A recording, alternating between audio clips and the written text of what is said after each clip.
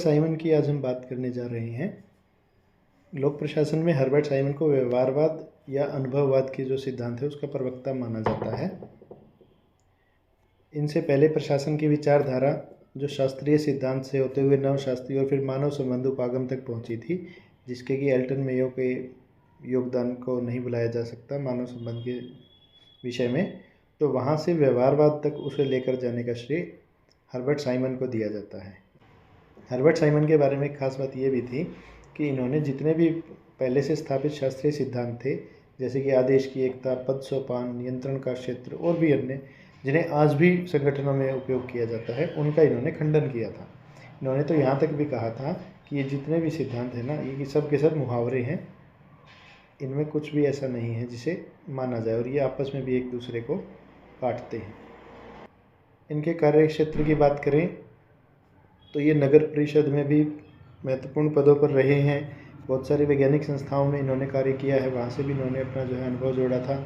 और इसके अलावा ये एक यूनिवर्सिटी में मनोविज्ञान और कंप्यूटर साइंस के विषय में प्रोफेसर भी नियुक्त हुए थे। निर्णय के क्षेत्र में इन्होंने इतना बढ़िया काम किया है कि इन्हें इस विषय के लिए अर्थशास्त्र का नोबेल पुरस्कार भी दिया गया 1978 वर्ष के दौरान। तो हर्बर्ट साइमन का योगदान लोक प्रशासन में क्या है उस पर बात करने से पहले हम थोड़ा निर्णय को समझ लेते हैं, क्योंकि इनके बहुत सारे कामों में सबसे प्रमुख काम यही था जो इन्होंने निर्णय के क्षेत्र में किया था। तो अब हम निर्णय की बात करेंगे। निर्णय को हर्बर्ट साइमन ने प्रशासन का हृदय कहा है, ये इनकी परिभाषा भी कही जा सकती है। इनका मानना था कि जितनी भी प्रशासनिक क्रियाएँ होती हैं वो सब अपने सार में निर्णयात्मक क्रियाएँ ही होती हैं। जैसे हेनरी फेयल ने पोकोक का सिद्धांत देके 5 प्रशासनिक क्रियाएं बताई थी। लूथर गुलिक ने फेमस पोर्टस्कोप का सिद्धांत दिया जिसमें उन्होंने 7 प्रशासनिक क्रियाओं के बारे में जिक्र किया था। हर्बर्ट साइमन कहते हैं कि चाहे आप इन 5 को ले लीजिए, चाहे इन 7 को ले लीजिए या किसी और की परिभाषा उठा लीजिए, अपने सार में वो सभी क्रियाएँ निर्णय पर आधारित होती हैं। इसलिए ये प्रशासन में जितने भी काम हैं उनको सिर्फ निर्णय से जोड़ते हैं। अब इस निर्णय के बारे में थोड़ी सी और विशेषताएँ बता देते हैं। कोई भी निर्णय, चाहे वो किसी भी स्तर पर हो रहा है, व्यक्तिगत कैपेसिटी में, चाहे संगठन के हिस्से के रूप में या हमारे पर्सनल लाइफ में, निर्णय हम हर समय करते हैं। हालांकि जब कोई बड़ी घटना आती है हम तभी ऐसा मानते हैं कि निर्णय कर रहे हैं, लेकिन हम अपने जीवन के हर क्षण में निर्णय कर रहे होते हैं। जैसे आपने अगर ये वीडियो देखने का निश्चय किया होगा तो आपके माइंड में भी कुछ कैलकुलेशन आई होंगी, उसके बाद आपने डिसाइड किया कि ये वीडियो आपके काम का है तो आप इसे देख रहे हैं, या अगर आप स्किप कर रहे हैं तो वो भी आपने कुछ कैलकुलेशन की है, कोई निर्णय लिया है। तो निर्णय देखने में, सुनने में बहुत सरल लगते हैं, ऐसा हमें कभी लगता नहीं है कि उसके लिए कोई अलग से ध्यान देने की आवश्यकता है, कोई अलग से रूल बनाए जाने की आवश्यकता है। लेकिन जब हम उस स्थिति में होते हैं, जब हमें निर्णय लेना है, तब ये कठिन हो जाता है। उतना आसान तब नहीं रहता जब हमें खुद से निर्णय लेना होता है। इसके एग्जाम्पल देख सकते हैं। हम जब क्रिकेट मैच देख रहे होते हैं अपने टीवी पर बैठकर या स्टेडियम में जाकर भी, तो हम बड़ी आसानी से कह देते हैं कि इस क्रिकेटर को तो खेलना नहीं आता, इसने कैच ड्रॉप कर दिया, इसे इस तरह से बॉलिंग करनी चाहिए। लेकिन अगर हम वही व्यक्ति होते जिसके बारे में हम बात कर रहे हैं, हम उसकी स्थिति में होते तो क्या होता, हमारे लिए बहुत सारी कैलकुलेशंस जो हैं करनी पड़ती, और वो उतना आसान नहीं रहता जितना आसान हमें लग रहा है। अब ऐसा क्यों होता है कि निर्णय कठिन होता है? तो उसके लिए कुछ कारक हैं। जैसे हो सकता है कि जो निर्णय करता है उसको कार्य क्षेत्र में बहुत सारी समस्याएं आ रही हों जो हमें दिखाई नहीं देती हैं, उसकी रुचि ना हो, पूरी तरह से उसमें इन्वॉल्व ना हो, या इच्छा शक्ति की कमी हो। समय का अभाव भी हो सकता है, क्योंकि बहुत सारे संगठनों में कामों की संख्या ज़्यादा होती है, तो निर्णयकर्ता के पास इतना समय नहीं होता कि वो एक एक निर्णय को पूरी ध्यान से कर सके। आलोचना का डर भी एक महत्वपूर्ण कारक होता है। अगर किसी को लगे कि उसका निर्णय जो है वो गलत हो जाएगा तो उसकी आलोचना होगी, इस डर से भी निर्णयकर्ता ठीक से निर्णय में भागीदारी नहीं ले पाते हैं।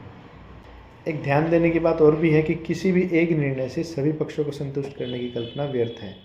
सभी जानते हैं कि जितने भी इंसान हैं सबका अपना अलग स्वभाव होता है, सबकी संतुष्टि का स्तर अलग अलग होता है। तो संगठन में भी किसी एक निर्णय से, किसी एक कार्य से सबको संतुष्ट कर पाने की कल्पना नहीं रखनी चाहिए।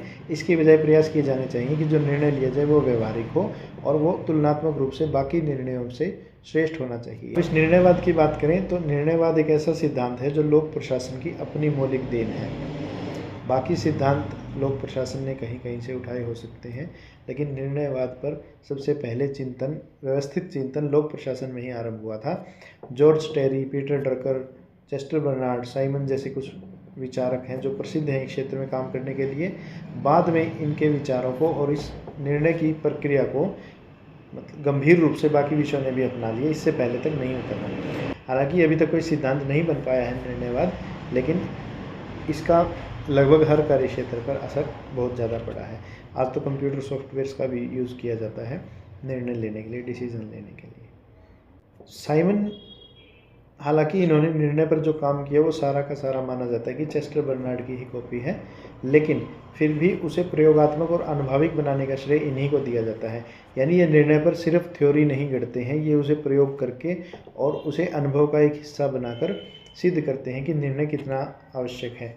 तो इस बात का श्रेय जो है हर्बर्ट साइमन को ही दिया जाता है, निर्णय को प्रयोगात्मक और अनुभविक बनाने का। साइमन का निर्णय निर्माण उपागम अब हम देख लेते हैं। उन्होंने एक महत्वपूर्ण बात ये कही थी कि निर्णय हर क्षण किया जाता है, जैसे हमने थोड़ी देर पहले भी डिस्कस किया। निर्णय कोई एक बड़ा निर्णय नहीं है। हमारे दिमाग में निर्णय शब्द से आने से यही होता है कि कोई बड़ा फैसला, जैसे हम अपनी 12th के बाद अपनी पढ़ाई को लेकर कोई डिसाइड करें, या फिर हम जिस शहर में रहना चाहते हैं, हम किस तरह की जॉब करना चाहते हैं। निर्णय शब्द आने पर हमारे दिमाग में इस तरह की बातें आती हैं, लेकिन असल में हम दिन में खाना खा रहे हैं, हम कोई काम कर रहे हैं, हम कहीं बैठे हैं, हम खड़े हैं, वो सब एक निर्णय का ही परिणाम होता है। इतनी डीप में हम इस बात को सोचते नहीं हैं। लेकिन साइमन ने बोला कि निर्णय चाहे व्यक्तिगत जीवन में हो या किसी संगठन में, वो हर क्षण किया जाता है।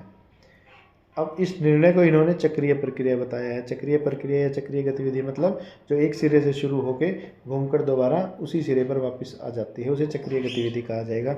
उनका कहना था कि जैसे ही कोई समस्या आती है ना, तो उस पर निर्णय लिया जाता है। अब जब निर्णय लिया जाएगा तो उससे अगली समस्या प्रारंभ हो जाएगी। यहाँ पे समस्या का मतलब मुसीबत नहीं, समस्या का मतलब कोई किसी तरह का प्रश्न हो सकता है या कोई स्थिति हो सकती है। तो जैसे ही एक निर्णय लिया गया, उससे एक नई स्थिति उभर कर आती है, और नई स्थिति आएगी तो उसके लिए फिर से निर्णय लेना पड़ेगा, और इस निर्णय से फिर अगली समस्या प्रारंभ हो जाएगी। तो इस तरह से निर्णय को वो चक्रीय गतिविधि मानते थे। निर्णय प्रक्रिया के अंदर वो दो तत्वों को महत्वपूर्ण मानते हैं। कोई भी निर्णय जो है वो दो तत्वों का मिश्रण होता है, एक तथ्य का और एक मूल्य का। तथ्य क्या होते हैं? तथ्य को हम आंकड़े भी कह सकते हैं, ऐसे आंकड़े जो वैज्ञानिक रूप से संगत हों। यानी किसी भी संगठन की अगर हम बात करें तो उसमें जो स्थिति चल रही है उससे संबंधित बातों का लेखा जोखा, उसे आंकड़े या तथ्य कहा जाएगा। और मूल्यों का अर्थ है जो निर्णय करता है, जो संगठन के हिस्सा है, उन व्यक्तियों के अपने व्यक्तिगत कुछ भाव होते हैं, उनके कुछ झुकाव होते हैं, उनकी कुछ विचारधाराएं होती हैं, उन सबको मूल्य कहा जाता है। साइमन का मानना था कि कोई भी निर्णय पूरी तरह से तथ्य या पूरी तरह से मूल्य नहीं हो सकता है।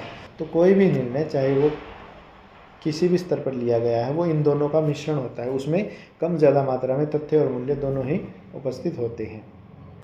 अब इन मूल्यों की बात करें तो मूल्य भी दो तरह के होते हैं। एक परम मूल्य, यानी कि जो संगठन के लक्ष्य भी कहे जा सकते हैं। ये संगठन को राजनीतिज्ञों, नीति निर्धारकों या संसद की तरफ से या फिर संविधान की तरफ से प्रदान किए जाते हैं। यानी कोई भी, जहाँ अगर हम लोक प्रशासन की बात कर रहे हैं तो कोई भी संगठन का जो लक्ष्य है वो उसका मूल्य ही होता है। इनडायरेक्टली वो उस चीज़ को आधार बनाकर ही अपने सारे काम करता है। इस परम मूल्य तक पहुंचने में जो मूल्य उनकी मदद करते हैं, जो साधन का काम करते हैं, उपकरण का काम करते हैं, वो है साधनात्मक या उपकरणात्मक मूल्य। संगठन के कार्यशैली का संबंध इनसे होता है। संगठन में काम करने वाले मूल्य कौन से हैं, जिनकी हम निर्णय में बात कर रहे थे, वो थे साधनात्मक मूल्य। और साधनात्मक मूल्यों और तथ्यों को मिलाकर जो निर्णय लिए जाते हैं वो परम मूल्य की प्राप्ति के लिए काम करते हैं। हर्बर्ट साइमन का निर्णय निर्माण मॉडल हम ये देख रहे हैं, लोक प्रशासन यूजीसी नेट, जो जून 2024 में हमारा 18 जून को होना निर्धारित हुआ है, उसके लिए हम ये रिवीजन सीरीज चला रहे हैं। अब संगठन में जब उच्च स्तर पर कोई निर्णय लिया जाता है तो वो व्यापक होता है, उसका प्रभाव पूरे संगठन पर पड़ता है। संगठन का जितना भी आकार होगा उस सारे संगठन पर जो है निर्णय का प्रभाव पड़ेगा, और इसलिए इस तरह के निर्णय में मूल्यों की अधिकता पाई जाती है। यानी कि इच्छाएं ज़्यादा मिलती हैं, तथ्य कम मिलते हैं। लेकिन साइमन का कहना था कि क्योंकि ऐसे निर्णयों का प्रभाव भी दूरगामी होता है। अब संगठन का आकार बड़ा होगा, मान लीजिए सरकार का कोई मंत्रालय है, उसमें अगर सिर्फ भावुकता के साथ ही कोई निर्णय ले लिया जाए, मूल्यों के साथ ही कोई निर्णय ले लिया जाए, तो उसका असर एक तो दूर तक जाएगा, दूसरा वो नेगेटिव भी हो सकता है। तो ऐसे निर्णय जो उच्च स्तर पर लिए जाते हैं, जिनका आकार व्यापक होता है, उनमें वैज्ञानिकता का समावेश अधिक से अधिक किया जाना चाहिए। ज़्यादा से ज़्यादा उस निर्णय को तथ्यों पर आधारित बनाया जाना चाहिए, तभी वो सफल हो पाएगा, वरना बार बार उसी स्थिति में निर्णयकर्ता को लौटना पड़ेगा। साइमन का निर्णय लेने की जो प्रक्रिया थी उसके कुछ चरण उन्होंने बताए थे, जिनको फॉलो करते हुए कोई भी निर्णयकर्ता अपने लिए, अपने संगठन के लिए डिसीजन ले सकता है।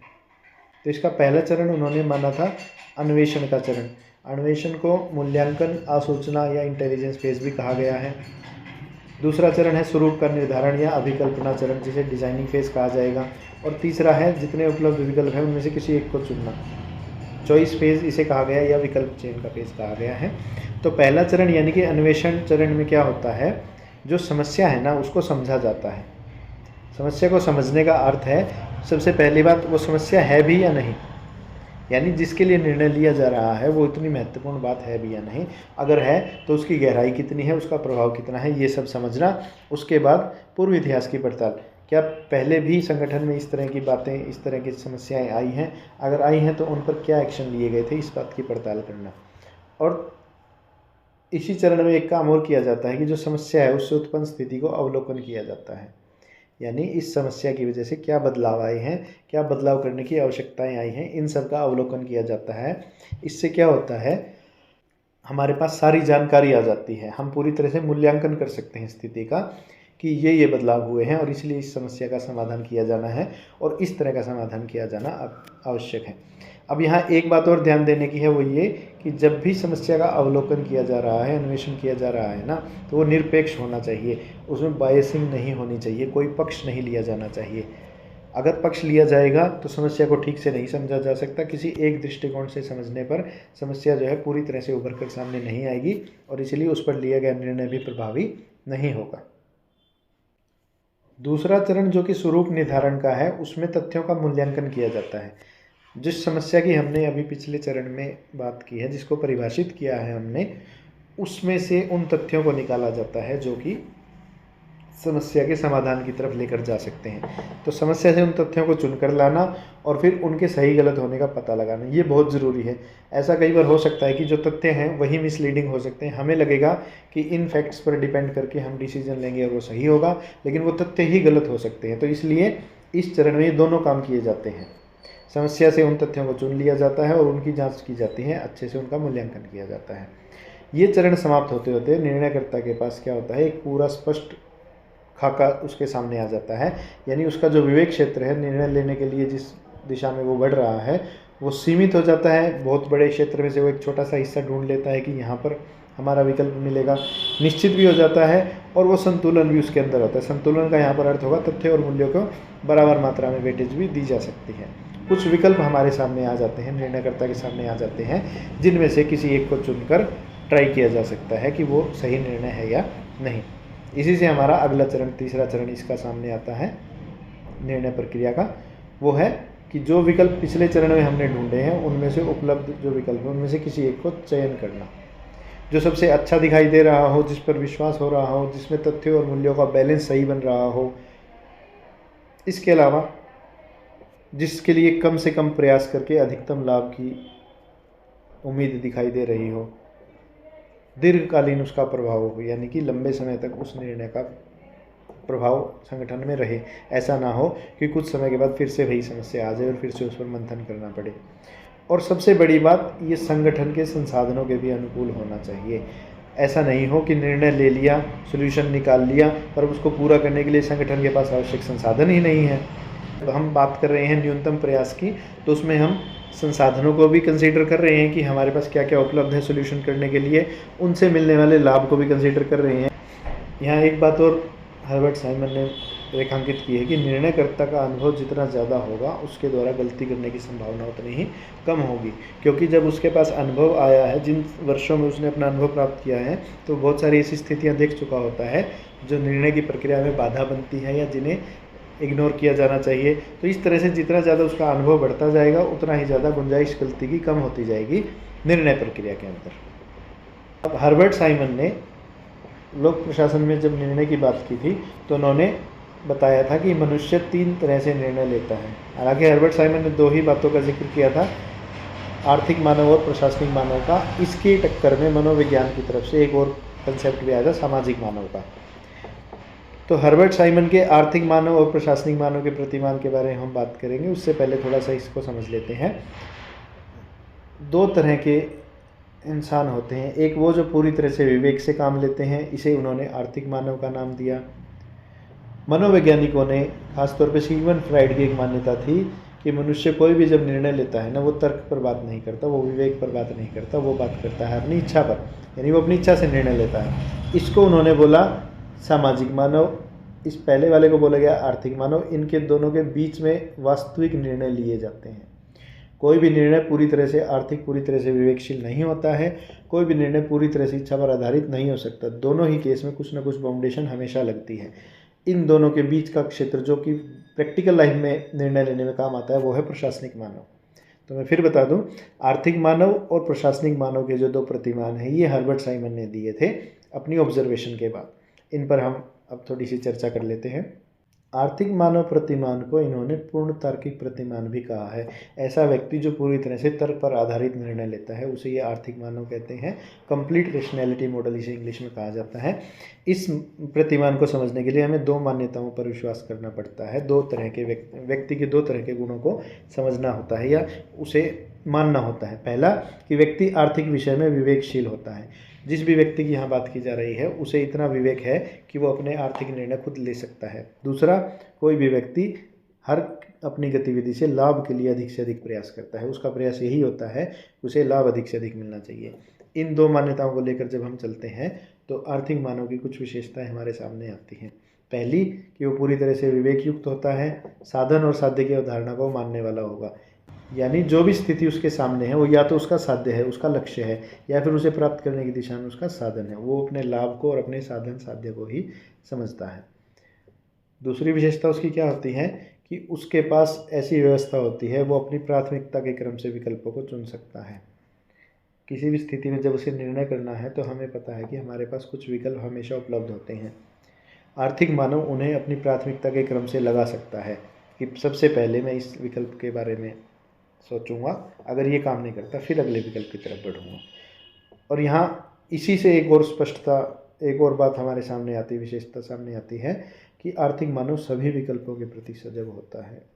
ऐसा कोई विकल्प नहीं होता जिस पर उसने कैलकुलेशंस ना की हो, क्योंकि उसका जो मकसद है वो क्या है, लाभ की प्राप्ति। और लाभ की प्राप्ति के लिए वो एक भी मौके को छोड़ता नहीं है, हर विकल्प के प्रति वो सजग रहता है। सर्वश्रेष्ठ विकल्प के लिए उसके प्रयास भी अनगिनत होते हैं। अगर पहला विकल्प उसे लगता है कि उसके लिए लक्ष्य प्राप्ति की तरफ नहीं जा रहा है, तो वो उसे छोड़कर अगले विकल्प पर बढ़ जाता है, और ऐसे अनगिनत प्रयास वो करता है जब तक उसे अपना अधिकाधिक लाभ जो है प्राप्त नहीं हो जाता, उसे अपना लक्ष्य प्राप्त नहीं हो जाता। और जो विकल्प अपनाए गए हैं या जिन विकल्पों पर चर्चा की जाएगी, जिन विकल्पों पर विचार किया जाएगा ना, उनकी संभावना की भी गणना कोई रहस्य नहीं है। कोई ऐसी बात नहीं है कि ये विकल्प क्यों लिए जा रहे हैं। सिर्फ एकमात्र उद्देश्य है लाभ का। जो भी विकल्प लाभ की तरफ इशारा करेगा, उसी पर वो व्यक्ति विचार करता रहेगा। आर्थिक मानव प्रतिमान में ये विशेषताएं हैं जो आर्थिक मानव की उन्होंने बताई हैं। अब हम बात कर लेते हैं कि आर्थिक मानव जब निर्णय लेता है, तो किन किन चरणों से वो निर्णय प्रक्रिया आगे बढ़ती है। आर्थिक मानव जो निर्णय लेता है, उसमें कुछ चरण होते हैं, एक सिंगल स्टेप प्रोसेस नहीं है। तो जो जो चरण आर्थिक मानव द्वारा लिए जाते हैं निर्णय निर्माण में, उनकी हम चर्चा कर लेते हैं। सबसे पहले समस्या को परिभाषित करना, ये सबसे ज़रूरी है। प्रशासनिक मानव की हम बात करेंगे तब भी समस्या को परिभाषित करना ज़रूरी है। इसके लिए तरीका क्या रहेगा, सूचनाओं को एकत्र करना। जो भी हमने बेसिक निर्णय की जब बात की थी इसी टॉपिक में, तो हमने देखा था कि सब तरह की समस्या से संबंधित बातों को इकट्ठा किया जाता है, फिर उसमें से समस्या को एक्चुअल उसके फॉर्मेट को समझा जाता है। फिर जो लक्ष्य हासिल करना है उसकी पहचान करना कि हमारा वास्तव में लक्ष्य क्या है, इस समस्या का हम निर्णय किस तरह से लेना चाहते हैं, क्या इसका विकल्प हमें चाहिए है। इसे आशातीत मूल्यों का ढांचा भी कहा जाता है। जिन मूल्यों पर आधारित रहकर हम अपने निर्णय बनाएंगे, उस ढांचे को भी विकल्प में शामिल होना चाहिए, निर्णय में शामिल होना चाहिए। फिर हम एक मूल्यांकन की कसौटी अपने विकसित करते हैं। जैसे हमने पीछे भी एक कसौटी की बात की थी कि अधिकतम लाभ होना चाहिए, न्यूनतम हमारा प्रयास होना चाहिए। इसके अलावा एक बात हमने ये भी देखी थी कि संगठन के संसाधन भी इसमें सक्षम होने चाहिए, जो निर्णय लिया जाए उसको पूरा करने में। तो ऐसी कोई कसौटी यहाँ पर विकसित की जाती है। उसके बाद जो विकल्प उस कसौटी पर खरे निकलते हैं ना, उन विकल्पों के जो भी संभावित परिणाम हो सकते हैं उन पर विचार किया जाता है। मानसिक आप कह सकते हैं, इसे मंथन कहा जाता है। सोचा जाता है कि पहला विकल्प अगर हम अपना लेंगे तो क्या होगा, दूसरा हम अपनाएंगे तो क्या होगा। इस तरह से उस पर एक प्राथमिकता सूची बना ली जाएगी। जिस विकल्प में सबसे ज़्यादा लाभ होगा वो नंबर 1 पर, फिर उसके बाद नंबर 2, नंबर 3, इस तरह से एक पूरी लिस्ट बना ली जाती है। ये आर्थिक मानव की गतिविधियाँ हैं।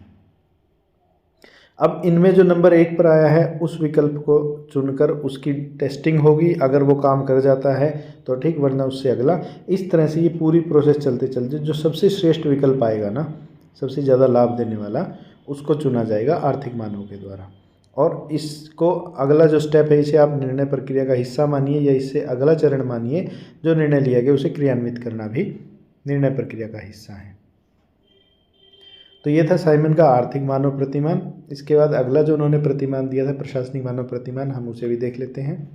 प्रशासनिक मानव प्रतिमान जो कि सीमित तार्किकता पर आधारित है, यानी कि इसमें बहुत ज़्यादा तर्क, बहुत ज़्यादा विवेक शामिल नहीं होता। इसे बाउंडेड रेशनैलिटी भी कहा गया है। इसका जो तर्क है वो बाउंडेड होता है, उसकी अपनी सीमाएं होती हैं। इस विकल्प को ना तो पूरी तरह से आर्थिक माना जा सकता है, ना पूरी तरह से भावुक यानी सामाजिक मानव वाला प्रतिमान जो मनोवैज्ञानिकों का है वो माना जाएगा। ये मध्य मार्गी कहलाता है। प्रशासनिक मानव का लक्ष्य जो है अपने निर्णय के द्वारा संतुष्टि प्राप्त करना है। उसे ऐसा निर्णय जो पर्याप्त रूप से अच्छा हो वो चल जाता है, अधिकतम लाभ की तरफ वो नहीं दौड़ता है, जैसा कि आर्थिक मानव का था। अब ऐसा क्यों होता है, अधिकतम लाभ की तरफ क्यों नहीं जाना चाहता वो, या जो भी विकल्प सबसे पहले मिल गया जिससे संतुष्टि हो रही है उसे क्यों अपना लेता है, तो उसके कुछ कारण है। पहला है सभी विकल्पों की जांच करने में अक्षम होना। अब ये जो प्रशासनिक मानव प्रतिमान है, यहाँ हमें ये याद रखना है कि प्रैक्टिकली अधिकतर जो निर्णय है वो प्रशासनिक मानव के कार्यक्षेत्र में ही पड़ते हैं।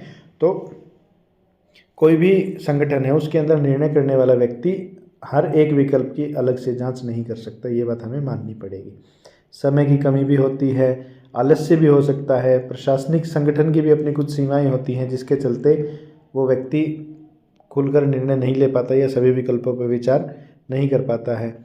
अपने कुछ व्यक्तिगत सीमाएं भी उस व्यक्ति की हो सकती हैं। बात करते हैं प्रशासनिक मानव की विशेषताओं की। तो जिस तरह से आर्थिक मानव की कुछ विशेषताएं थी, प्रशासनिक मानव की भी विशेषताएं होती हैं। पहली विशेषता यही है कि उसे अपने कार्य की, अपनी मेहनत की उचित कीमत मिल जाए या पर्याप्त लाभ मिल जाए, वही उसके लिए संतुष्टि है।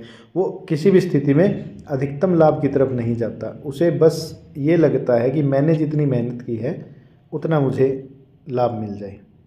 यहाँ हम एग्जांपल ले सकते हैं मार्केट में बार्गेनिंग करने का। जैसे हम बाज़ार में कोई सामान खरीदने जाते हैं तो कुछ लोग होते हैं, वो एक चीज़ की कीमत मान लीजिए 700 रुपये है, तो वो चाहते हैं कि ये वस्तु उन्हें 200 रुपये में मिल जाए। कुछ लोग होते हैं जो एक बार दुकान वाले को कहेंगे कि भैया थोड़ा कम कर लीजिए, दुकान वाला बोलेगा जी आप 680 दे दीजिए, और वो कहेंगे ठीक है 680 लीजिए। एक तीसरे तरह के संत आदमी जो 700 रुपये बोले जाने पर जेब से निकाल कर 700 रुपये उन्हें दे देंगे। 200 में लेने वाले व्यक्ति हैं आर्थिक मानव, जो अपनी सारी विवेकशीलता का उपयोग करके ज़्यादा से ज़्यादा पैसे बचाना चाहते हैं। 680 में लेने वाले हैं प्रशासनिक मानव, जो किसी न किसी कारण से बहुत ज़्यादा मोल भाव करने की बजाय सोचता है कि ठीक है, अगर इसने 680 कह दिया, 20 रुपये कम कर दिए, तो हम यहीं पर संतुष्ट हो जाते हैं। ये जो हैं, ये हैं वो व्यक्ति जो सोचता है कि नहीं, मुझे ये चीज़ पसंद है, किसी भी दाम में मिले मैं ले लूँगा। ये सामाजिक मानव है। ये वाला आर्थिक मानव है। ये प्रशासनिक मानव है, सीमित विवेकशीलता वाला। हम में से अधिकतर लोग प्रशासनिक मानव होते हैं। हम सबका निर्णय करने का तरीका प्रशासनिक मानव प्रतिमान के अंतर्गत आता है। दूसरी विशेषता प्रशासनिक मानव की ये कि वो मान के चलता है संसार विकल्पहीन है, लगभग विकल्पहीन है। यानी हम अभी उसी एग्जांपल को लूँ बार्गेनिंग वाले को, तो उसे लगेगा कि वो अगली दुकान पर जाएगा, वहाँ पर भी 680 या 700 की ही उसे वस्तु मिलेगी, तो क्यों ना यहीं से खरीद कर अपना समय बचा ले। यानी वो बहुत ज़्यादा विकल्पों पर विचार करना भी नहीं चाहता है। सभी संभाव्य विकल्पों की वो जांच नहीं करता। यही बात मैंने अभी बताई कि विकल्प हो सकता है, उपलब्ध हो सकता है वो, कि वो बार्गेनिंग करने वाला व्यक्ति अगर अगली शॉप पर जाए तो वो चीज़ उसे 650 में दी जा सके बार्गेनिंग के बाद या पहले, लेकिन वो उनकी जांच भी नहीं करना चाहता है। जहाँ भी उसे महसूस हुआ कि मेरे लिए संतुष्टिजनक है ये आंकड़ा, वो वहीं पर अपना जो है निर्णय ले लेता है। अब प्रशासनिक मानव निर्णय लेते हुए, क्योंकि वो तार्किक तो है नहीं उतना ज़्यादा, वो सीमित तार्किकता वाला व्यक्ति है, वो बहुत ज़्यादा विज्ञान लगाने की बजाय, बहुत ज़्यादा कैलकुलेशन करने की बजाय अपने सामान्य ज्ञान का उपयोग करेगा। बार्गेनिंग का ही एग्जांपल फिर से लूँ तो वो सोचेगा कि हाँ इतना तो मिलता ही होगा मार्केट में, या अंगूठे का नियम। उसे याद होगा कि पिछली बार वो जब मार्केट से शर्ट लेने निकला था तो वो उसे 700 रुपये की मिली थी या 600 की मिली थी। साल बाद आज वो मार्केट में जा रहा है तो 600 से 700 होना एक सामान्य बात है, क्योंकि महंगाई है। तो इस तरह के अंगूठे के नियम, सामान्य ज्ञान की बातें, निर्णय लेते समय उसके माइंड में ये सब होता है, किसी तरह का आर्थिक तर्क उसके दिमाग में नहीं होता है। अंगूठे के नियम के बारे में हम पहले भी बात कर चुके हैं, जब हम टेलर का विज्ञानवाद पढ़ रहे थे वहाँ पर हमने अंगूठे का नियम और उसका प्रयोग देखा था। प्रशासनिक मानव निर्णय कैसे लेता है उसके भी चरण हैं, उन चरणों का भी हम यहाँ पर डिस्कशन कर लेते हैं। प्रशासनिक मानव द्वारा लिए गए निर्णय के चरण। सबसे पहला चरण हर तरह के मानव के लिए, हर तरह की समस्या के निर्णय के लिए यही रहेगा कि समस्या को परिभाषित किया जाए, उसे समझा जाए अच्छे से। अब प्रशासनिक मानव अपना एक अभिलाषा का स्तर निर्धारित कर लेता है कि इस घटना में, इस समस्या में मैं इस स्तर तक अगर मुझे लाभ मिल जाएगा तो मेरे लिए पर्याप्त है। यानी वो अपनी अभिलाषा का एक स्तर निर्धारित कर लेता है सूक्ष्म समस्या क्षेत्र में से। अब ये स्तर निर्धारित करने पर उसके सामने से बहुत से विकल्प अपने आप हट जाते हैं। अब जो सूक्ष्म क्षेत्र उसके पास बचा है उसमें से किसी एक विकल्प को वो ढूंढ लेता है। सबसे पहला जो विकल्प मिल गया उसको वो तलाश करेगा। अगर एक भी विकल्प नहीं मिलता है तो वो अपने अभिलाषा के स्तर को और नीचे ले जाता है। आर्थिक मानव जहाँ पर लगातार गणना कर रहा था, लगातार एक के बाद एक विकल्पों की टेस्टिंग कर रहा था, उस लेवल पर आकर प्रशासनिक मानव अपने अभिलाषा के स्तर को नीचे कर देता है। वो अपनी उम्मीद कम कर देता है कि चलो मुझे ये वस्तु नहीं मिल रही है या मेरे निर्णय से इतना लाभ नहीं हो रहा है तो मैं इसे थोड़ा कम लाभ की तरफ उम्मीद रख लेता हूँ। अब नई अभिलाषा के स्तर के हिसाब से उसे नए विकल्पों की तलाश करनी पड़ती है। अब अगर उसे कोई विकल्प मिल जाता है तो उसका मूल्यांकन करता है। मूल्यांकन करने का तरीका लगभग सबका एक जैसा रहता है, न्यूनतम प्रयास में अधिकतम लाभ मिल सके, संगठन के जो संसाधन हैं उनकी कसौटी पर भी खरा उतरता हो निर्णय, और उसका प्रभाव भी दीर्घकालीन रहता हो। अगर ये विकल्प भी सही नहीं है तो फिर से एक नए विकल्प की तलाश होगी, फिर से उसका मूल्यांकन होगा, फिर से जो है उस पर कैलकुलेशन की जाएंगी। तो जब कोई एक ऐसा विकल्प उसे मिल जाएगा जो स्वीकार करने योग्य होगा उसके लिए, तो वो उसे क्रियान्वित कर देगा। निर्णय पर क्रियान्वयन भी हर एक तरह के निर्णय का एक स्टेप रहेगा। अब प्रशासनिक मानव की एक खास बात और होती है कि जैसे ही उसे कोई एक निर्णय मिल जाता है ना, वो उसे अपने माइंड में सेट कर लेता है, उसे याद कर लेता है। उसके आधार पर वो भविष्य की समस्याओं से निपटारा करता है। यानी वो अपने आगे वाले जो निर्णय होंगे उनके लिए इस निर्णय को आधार बनाएगा। अब हर्बर्ट साइमन ने ऐसा नहीं है कि सिर्फ लोक प्रशासन में निर्णय पर ही बात की है, इन्होंने बहुत से अन्य भी महत्वपूर्ण विचार प्रस्तुत किए थे, जिनमें सबसे क्रांतिकारी इनका था शास्त्रीय विचारधारा का खंडन करना। शास्त्रीय विचारधारा के जो सिद्धांत थे जो मैंने पहले भी बताए, पद सोपान का सिद्धांत, आदेश की एकता का सिद्धांत, नियंत्रण के क्षेत्र का सिद्धांत, उनका इन्होंने बाकायदा विस्तार से खंडन किया है। उन्होंने इसे मुहावरा बताया था। उन्होंने कहा था कि ये सब तो लोकोक्तियाँ मुहावरे हैं, इन्हें आप सिद्धांत बनाकर संगठन में क्यों शामिल कर रहे हो। संगठन तो व्यवहारवाद पर आधारित होना चाहिए, प्रैक्टिकल थिंकिंग पर आधारित होना चाहिए, ऐसा इनका मानना था। प्रशासन में दक्षता की इन्होंने वकालत की है। इनका मानना था कि दक्षता से बड़ा कोई गुण नहीं है जो एक प्रशासक में होना चाहिए। अगर वो अपने काम में दक्ष है तभी वो प्रशासन को संभाल सकता है। सत्ता और प्राधिकार पर भी इन्होंने बात की है। हालांकि चेस्टर बर्नार्ड इस बारे में बहुत सारे विचार अपने पहले रख चुके हैं। इन्होंने उन्हीं विचारों का समर्थन किया है।